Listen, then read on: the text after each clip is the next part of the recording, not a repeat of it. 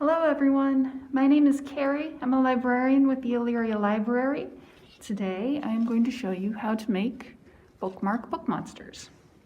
So the great thing about book monsters, besides the fact that they are book monsters, they are very easy to make and they are very versatile.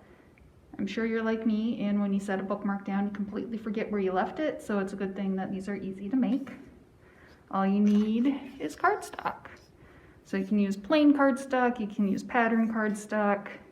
You want to use cardstock instead of construction paper because cardstock is a little bit more durable, because again, these probably take a beating. You're throwing your book into your backpack or on your coffee table, or your puppy gets it. So like I said, you need cardstock. Going to need some googly eyes, and obviously glue and scissors. So this is just scrap paper that we had lying around, so the only important thing you need to remember is the cardstock needs to be in strips. How thick you want the strips to be is going to depend on what you want your monster to look like. So like I said, versatile. So the first thing we need to do is we need to give our monster a head. So you can just cut the bottom off of your strip, and it's going to go up here because he's going to be biting your book. And you want to give them some teeth because monsters need teeth. So you're just going to take your cream cardstock. You want his teeth to poke out here because we need to cut teeth out.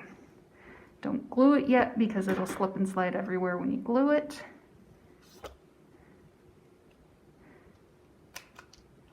And the more jagged, the better. Because again, he is a monster and they're not known for going to the orthodontist.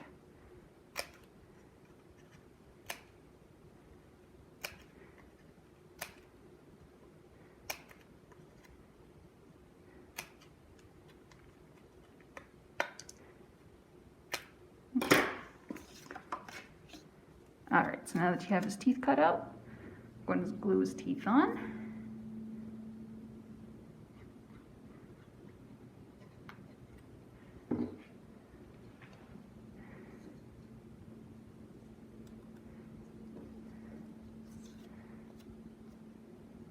Just move it around until his teeth look right. And then we want to glue his head onto his body. So you just want to do the top because you don't want it to be flat because then he's not going to be able to do any biting.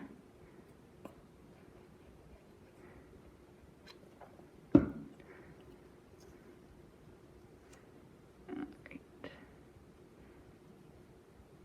Okay. So now his head is on. Now he's going to need his eyeballs. So I like making mismatched eyeballs on my book monsters just because I think it looks funny. Again, it's going to depend on your preference on how you want your book monster to look.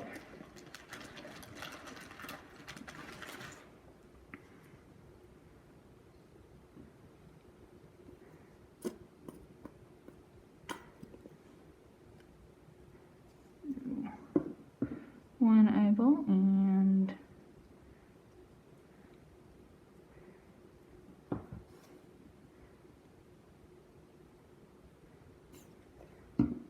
other eyeball. Alright, got two eyeballs. Unfortunately, this tacky glue dries clear. Okay, and now he's going to need some horns, so we're just going to do some really basic horns for him.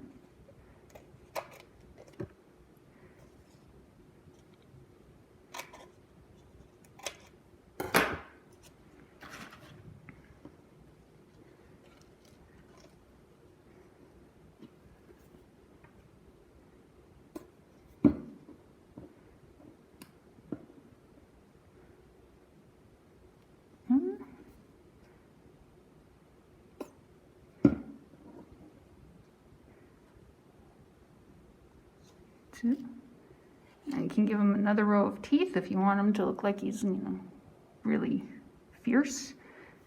Again, it's going to be your personal preference. So we're not going to put him in a book because he's covered in wet glue. But when he is dry and ready to go, just stick his body in, have him bite down, lift him up a little bit so his eyes can peek out, These particular googly eyes glow in the dark, so it's really cool when the lights go off. And that's it. You've got a book monster to protect your place in your book.